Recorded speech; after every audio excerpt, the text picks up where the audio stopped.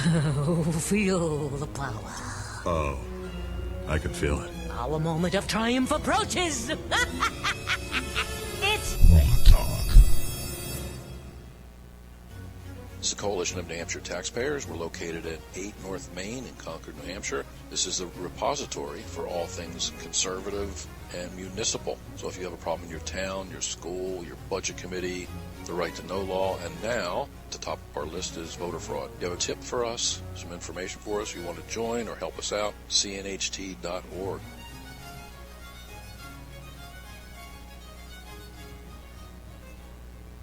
Morning and welcome to GrokTALK's Is That Really the News? Read.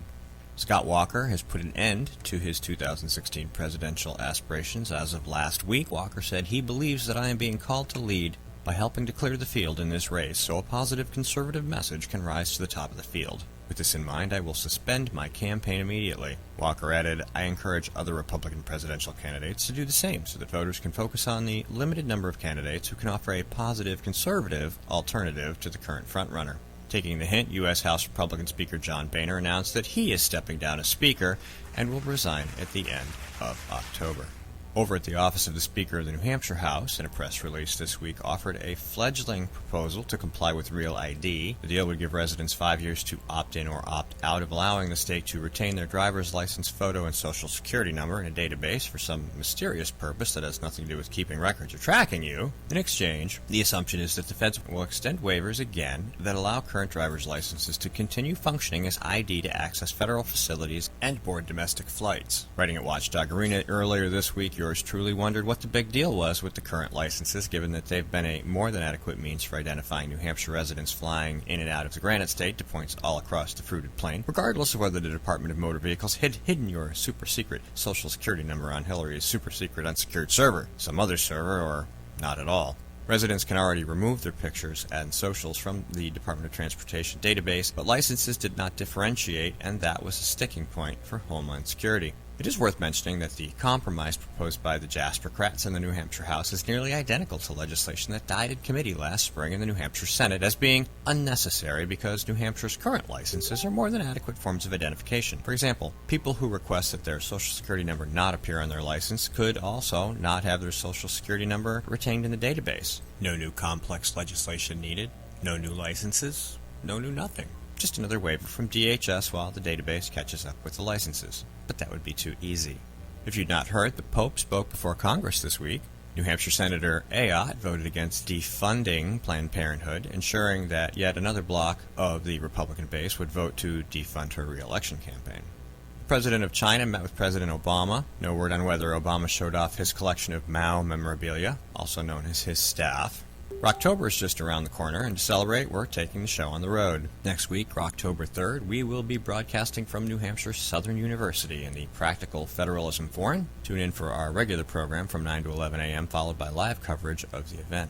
The following Saturday, we will have a presence at the Republican Liberty Caucus Convention in Nashua, New Hampshire. The week after, October 17th, we will help New Hampshire make history with the 603 Alliance Grassroots Presidential Selection Caucus. On October 24th, we are planning to broadcast live from Area 23 in Concord, New Hampshire with Kirk McNeil and Kevin Bloom, and Halloween is still open if you're offering.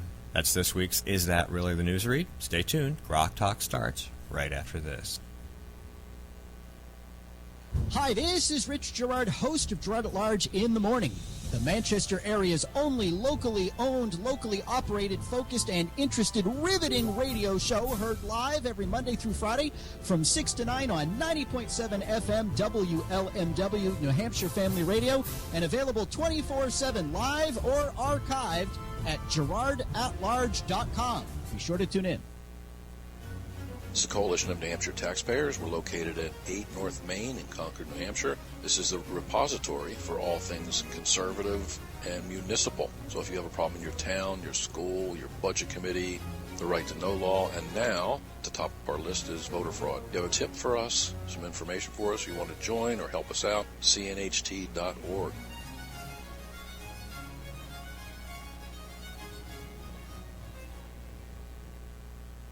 From the CNHT studios in Concord, New Hampshire, just a few blocks from the New Hampshire State House, this is GrokTALK.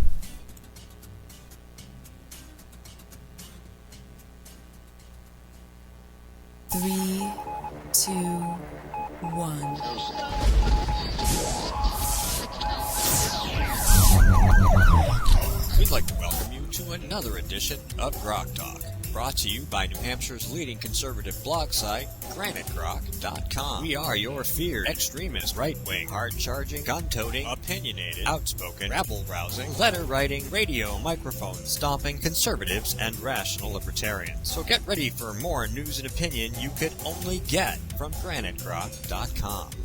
Grok Talk. All right, welcome back.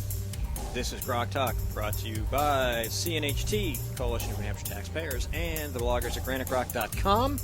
We come to you live almost every Saturday from 9 to 11 Eastern Standard Time from our luxurious studios here at 8 North Main Street in Concord, New Hampshire. And we always like to let everybody know where they can hear us. Of course, GraniteGrok.com. And this and past programs are available on Spreaker, Stitcher, iTunes, TuneIn, iHeartRadio, YouTube, and Ustream. Don't forget to check us out on The Rock, nhcr.com. The show is rebroadcast Mondays at 1 p.m. Eastern Standard Time. Cool. Well, thank you for having me. Glad you could make it. Glad you could make it. I know you won't be with us every week in October because you have to go work in the left coast. Yes. Yeah, I tried to change my job so I'd be able to stay home, but once again, I have to get into that very thin aluminum composite material most of the time. type Most of the time you're home. attached to explosive devices Every 10 years at or so, 35,000 feet. they make you fly out to the mothership and Yeah, get training. Is that what they're calling it? They're calling it training? Yeah, I have a feeling it'll be a little bit of a training, a little bit of a. I've gone to the principal's office. Really? Shake What'd you do? Shake Huh? What'd you do? Well, take the I'm opportunity. sorry. Take the opportunity as I would to shake down the principal instead. Yeah. Anyway, okay, so I take those opportunities to make sure I go visit the engineers and people that I need questions answered from and give them hell. Yeah. Well, enough about us. Jody and Ian Underwood have joined us. We're talking about Croydon. The New Hampshire AG's office is saying, don't do that, and they're saying, but it says we can do that in the law, so too bad. And that's kind of where we are. Now, we were talking about at the break, you have a website, funding. You need Yes. funding because you're going to go to court. We do, and it's ucaring.com, and if you search for Croydon, Croydon, you'll find the fundraising, what do you call it, link Yep. for Croydon, us. New Hampshire School Choice. So do that. Go there. Donate. They need money because the AG's office has a bottomless pit of taxpayer dollars they are going to waste on a pointless endeavor just to make a point because they want to scare people off so they don't do this because that's what they do. Right. Even though they know if anybody reads the law as written, they have no case, they still have to do it because somebody else might. And so that's really that's what I'm thinking. Right. You know? And they could win. It's a crapshoot. And they could because this is Depends New on the Hampshire. judge, and right? We have judges in New Hampshire who aren't. It's the rule that of man, not the great, rule of law. Right. So Yeah. I mean, so what's interesting to me here, too, is people in the town, while they're for private schools and they're for school choice, they're afraid of the cost that this could bring to the town. And so, interestingly, a year ago, I guess, maybe more, we got a donation from somebody of $12,000. The school did. On the sale of his house, 80% went to the town and 20% went to the school, and we could spend it however we want. So we have a starting point of $12,000 that we can throw at this, which is awesome. But again, we have a very small town, and to split the costs across them could be bad. However, if you put perspective on it, the ballpark we were given was between $15,000 and $20,000. $15,000 and $20,000 for the court case. I mean, I guess that means for the first round. Like if we have to appeal, it might be more. And what is that really in perspective? It's one student in high school for 1 year. It's not a lot of money in terms of that. So hopefully the town will get to see that as we explain it to them. And you have that money plus your fundraising, and Exactly. it really is a matter of principle. This really is about intimidation. They don't want anybody else to go and read the paper and go, oh, look at that. When I wrote my piece at Watchdog, I wrote, you found school choice in existing law. Because you did. Right. That's what it was. That's right. And then I explained it as we discussed, the last time you were here. And like I said, a lot of people read that. Now, I don't know if there's a lot of people in New Hampshire that read it. I don't see a whole bunch of people going, hey, we could have school choice. I'm not hearing that resounding call from from school boards, mostly because most school boards are like, we don't want that. We like the arrangement we have now. Not so much in every town. Wyndham comes to mind. I mean, they're not, just bend over and let the superintendent do what they want. They're not that kind of school. But we have talked about or talked with people. Our educational person, Jorge Mesa Tejada, Jorge, who talks about the Earl of Metzler. Yeah, Timberlane's one of those schools where the superintendent is, basically, Sig Heil. You got to do what he says or else, and he knows how to play the system and work it and apply the pressure to get what he wants. And even though, like Sandown and Danville are like, we are going to fight you, it's still a tough row to hoe. And so, in your case, you're just skipping right to the AG, and well, they skipped to us, right? They did skip to you, yeah, because they came knocking on your door. They did to tell you were doing something that wasn't legal, and of course, we've all read the law. And it is. And it's interesting. We've had Chuck Douglas's office has written responses to a letter from the Department of Ed, a phone call from the Department of Ed, and then a letter from the AG's office. And not once has the state responded directly to our letters, our replies. Like, can you tell us where we got it wrong? They're not being rational about this. They can't. And that's a really nice way of looking at it. It's just... That's not what we want it to mean. Exactly. Yep. So now we're going to try something else and throw new laws at you and get your process wrong. I mean, again, this letter from the AG's office who told our town that what you're doing is wrong, and here's what we understand that you're doing. It's like, yeah, you're not doing that. I don't know where you got your information. Maybe you got it from some newspaper that reported it wrong. I'm not sure. So they're getting so many things wrong. It's amazing. I want to go back to the intimidation factor that Steve brought up, which is how many people actually live in the Croydon area? Town? Yeah. About 750. All right. So, again, when you look at the number of people there and the size of the state government and the taxpayer money that they can bring to bear, this is not a small thing. I will tell you, having been on the budget committee, when you talk about stuff in my town, we've got more people. You lose audio again? Oh, yeah. All of a sudden, I seem to have gone dead. You're dead. I'm still getting a feed. Oh, okay. I'm still getting a feed. But anyways, you look at that and you go... I'll turn it up a little on the master, see if that helps. All right. We can do that. Better? Better? We can do more. We can do more. All right. Can you hear? Say something. Better. I'm here. Oh, yeah, I hear you over better. there. Yeah. Okay. Better. Maybe it's just me. Maybe it's time. Maybe this headset is now gone. Maybe it's your ears. Maybe it's my ears. I have to turn it way up because it is my ears. So Okay. I know that. So, anyways, and it was always a discussion. If you were going to go up against the state, how much is it going to cost? Are we going to win? That's when I'm like, I don't know. Anyway. The law says so, but like you said. But it is a legitimate concern of the taxpayers in town. Yes. And the state knows it. Yes. Yes, and they're trying to intimidate us. They're bullying us, right? Again and again. Yeah. You just have to love it. The State Board of Education, who has been putting together all these anti-bullying programs to be implemented at the local level, and look what they're doing. That would be maybe you guys on the school board should implement your anti-bullying policy now. Yes, and say we will not give in to bullying. That's right. And then publish that, send it to me. Well, we don't like to have policies about anything because we like to deal with things on a case-to-case basis, Right. and in this case, yeah, that's what we're doing. But, we will not negotiate with terrorists. That's right. Can you put them in a timeout? That's funny. Now, how is we were talking about superintendents earlier. Your superintendent is brand new. First time, put into this situation. How is she holding up? She's interesting. She's doing pretty well. Like, personally, like, we're all very civilized, even though she's not really supporting what we're doing. So, it's, we can have sort of open conversations about it, but she just is going to listen to what the state tells her to do because it's her first time out. Yep.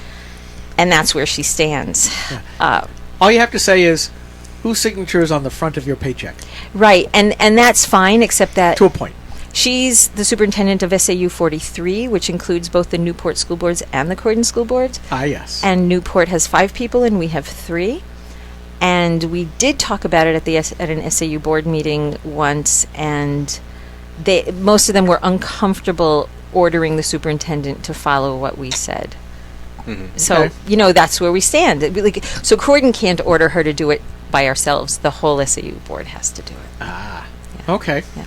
Unless you guys pack the board, we should just have a special election and get like 5 more people on the Croydon Oh School yeah, we Board. could Then enlarge it'd be the like Croydon 8 School to Board. 5. Sure, why not? If Yeah. it was going to work for Roosevelt, they might just back Yeah, down. really. What's stopping you from adding board members? Really? Yeah. For those people who aren't quite as well educated on history, a brief segue, please, Ian. So back when Roosevelt was president, FDR, yes. Yeah, Thank let you. let us not mix out Roosevelt's. Yes, when Roosevelt was president. One was merely a statist, the other was a communist. Okay. So when FDR was president, he was trying to get a lot of legislation passed, which was clearly unconstitutional. The court kept throwing it out, saying this is unconstitutional. And then he threatened to get his majority in Congress to essentially pack the Supreme Court by adding more justices, saying for every justice over a certain age, I get to add another one. So then he would just clearly have a majority, and that was sort of when the Supreme Court adopted this idea that, well, okay, in order to prevent that from happening, if a piece of legislation has the magic preamble that says what it is that Congress is trying to do, then it's okay. So, and they just totally caved. So, yeah, talking about intimidation once again in the land of the free. right, and I think that's where the phrase "a stitch in time saves 9" comes from. Actually, I think you're right. Because they you're right. buckled and saved the 9-person court. Wow. I've never heard that one. Yeah, I heard it. But that's true, and then you should stack your Croydon School Board with more people, and then just go back and take the SAU over. Let's just put everybody in town on the school board. We have 700 people on our school board. It only takes 1 vote per person to get on. Right. Just elect yourself, everybody. You elect yourself. Boom. We have more members on ours. You would be the largest deliberative body on the planet. that would be great. The meetings would be tough. New Hampshire would be like 4th now instead of 3rd or whatever it is. So. Well, the only difference would be how many were in the audience and how many were on the board. Yeah, you'd need a really big table. You'd still have the same arguments. There would be no audience. Everybody. It would be government by the people. God, people might actually come to our meetings then. Participation plus. Right. So if you told them they had a vote, they might actually, no, that won't work. Exactly. Although once you're on the board, I don't know, there's something a little more that's true, compelling that's about true. that. Copies, lots of copies. You have That's to make so a lot funny. of copies. Here's your packet. So, I mean, I'm changing the subject, but just because this occurred to me. So I was on NHPR yesterday morning on Morning Edition, and I believe it went national. And yesterday all day, my segment was on the top stories on the nhpr.org site, and I just Wow. went there today, and it's still at the top of their page. This is a great story. Just like, I mean, I write for Watchdog Arena, and I get okay traffic, great traffic.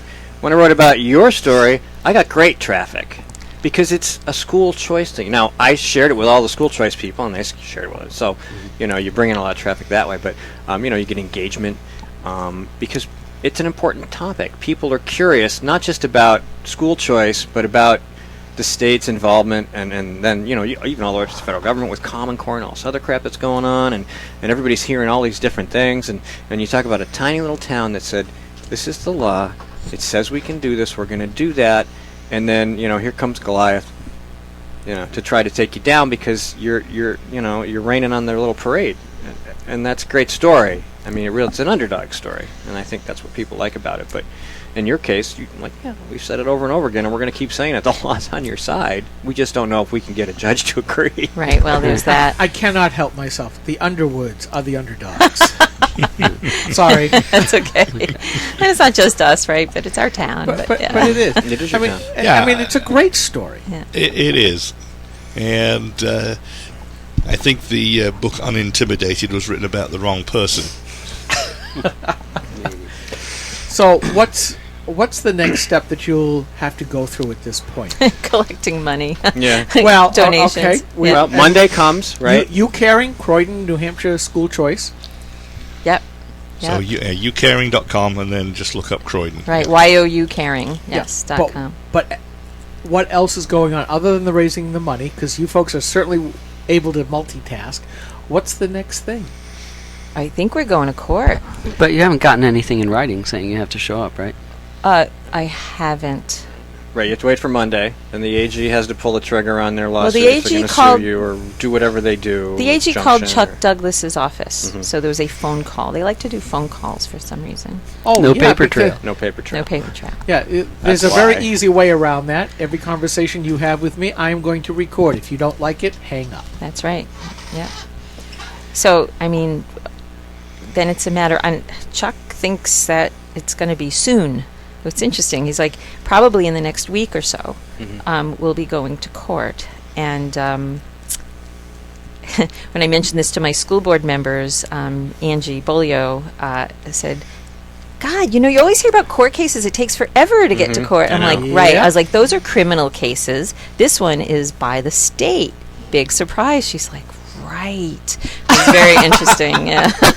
They're just going to change the schedule. All criminal cases are conducted by the state. The But difference No, is, it's- if they're putting somebody in jail for like stealing some Twinkies, they're not going to lose a lot of revenue and a lot of political Good donations. point. Yeah. Yeah. And as opposed to hunting down voter fraud.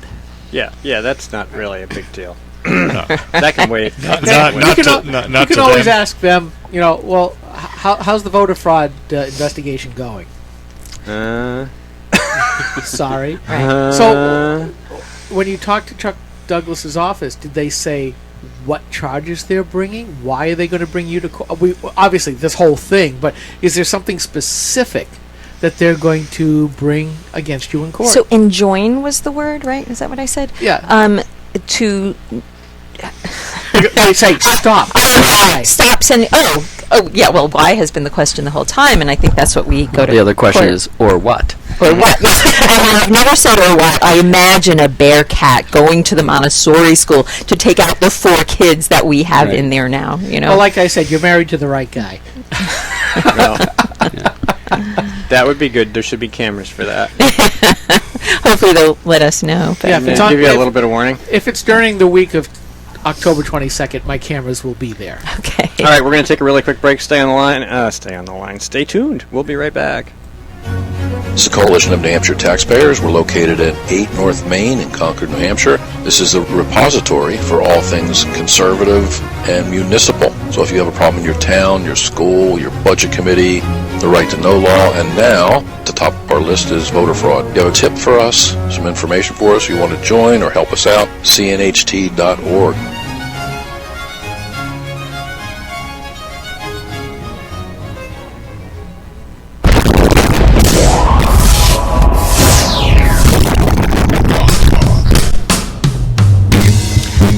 We're back.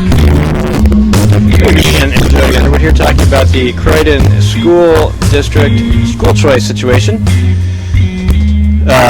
What was the name of that Fund Me site there? YouCaring. YouCaring. youcaring.com. Go to youcaring.com, search Croydon, Croydon, make a donation to help support them because the evil AG is going to come and try to stomp on this awesome little endeavor. The Empire against the rebellion. Put it in Star Trekky terms. The Empire and against the rebellion. You go to court and you need to. Yeah. You need to. Not the rebellion against the Empire? No, because they came after you first. They're two groups. Oh, gotcha. It's a group, yes, not yes, an act. Yes, right. English Okay. is tricky. Sorry. It's early on a Saturday morning. It is. It is. 10:30. What are you talking about? I've only been up for 5 4 a.m. hours. somewhere. Yeah, that's 4:23 a.m. somewhere. Well, I'm talking about mean solar time. Oh, sorry. I know NASA, whatever. You guys. You have to remember what you're talking I know. Mean solar time. It's off from everybody else. And he doesn't mean as in Well, mean, angry. Angry. You just have to remember, Angry he's soul. without his dogs. That's right. is. The dogless. All right, so let's see. A couple minutes left in this segment, and then we'll go whole hog on anything else you guys want to talk about. We obviously will find out. We'll catch up with you next week and see what the AG does. Obviously, if they've said they're going to do something, they will, because they don't have anything else to do. Like we said, they're not enforcing any other laws that are really important, so they might as well come after you guys. Well, remember, too, election time is coming up, and one cannot embarrass our current commander-in-chief in the Oval Office because she wants a higher office. So this will be what she'll be able to You might even become campaign fodder on the left, at least to the emails going out the door. Look at the rebellion we put down. You know, this is interesting on the NHPR site. Like, everywhere else I get interviewed, in the Union Leader, Valley News, Eagle Times, like, these are all there. I have no problem talking to these people. The articles are usually pretty good and supportive. The comments are usually, go Croydon, yay, glad you're doing this. On NHPR, they went in a different direction. Surprise. Surprise. Is Jody Underwood on the board of the Free State Project? Of course! Anybody who's not on the left is a Free Stater. Exactly. But of course I am, right? Well, how come it's secretive? I'm like, Google me. You'll find it. Is it really being secretive? You will actually find quite a bit if you just Google Jody Underwood. Exactly. You don't have to spell it New Hampshire. You probably don't even have to spell my name right, which they didn't. Which is Jody Underweed. Jody, just that. J-O-D-I. Yeah. Wow. Yeah, so it was interesting. They somehow get you confused with the Jodi Knights. Oh, we can take this forever. That could be some nice PR. You should have put that on the you caring page, you and your like burlap. I mean, for social networking, for getting the you caring word out, I have to come up with different ways of getting different people. So I some internet can get creative. memes here. Yeah. We'll start doing some memes. Yeah.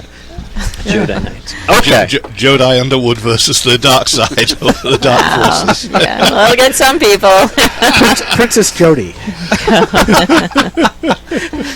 We'll get the gamers. Look. We're like Yoda. Actually, yeah. That's much more suitable. Yeah. All right, let me see what I'm doing here. You keep talking. So we don't do interviews. We just have conversations here. Which I love. That's it's what we great. do. It's very comfortable. Be a little crazy. A little. Yeah. Just the ADD bloggers of GrokTALK.com.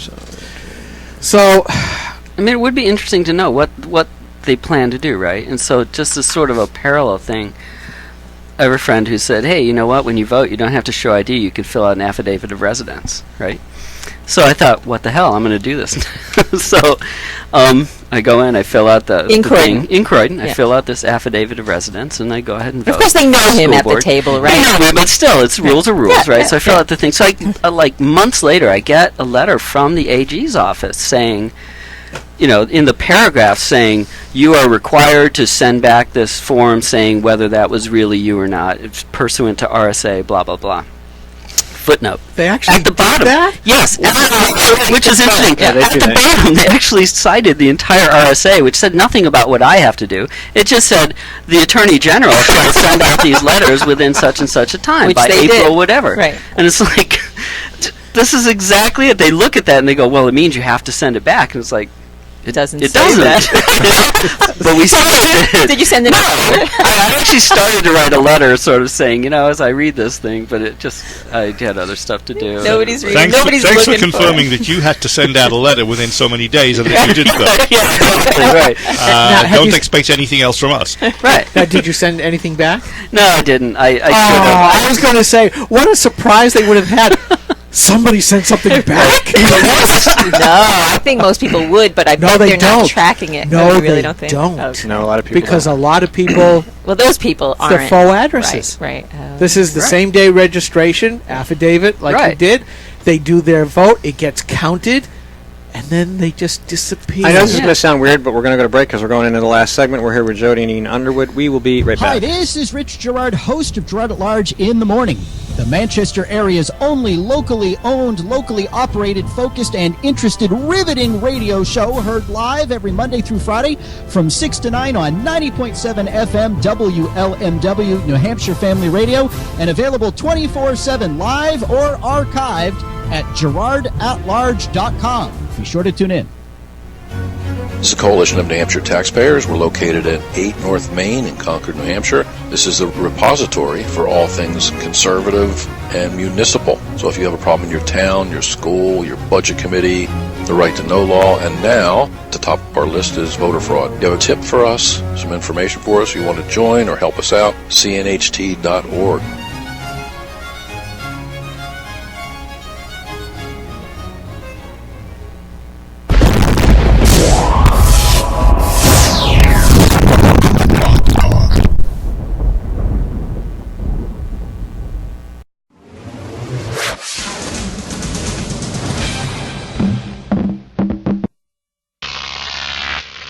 Grok TV.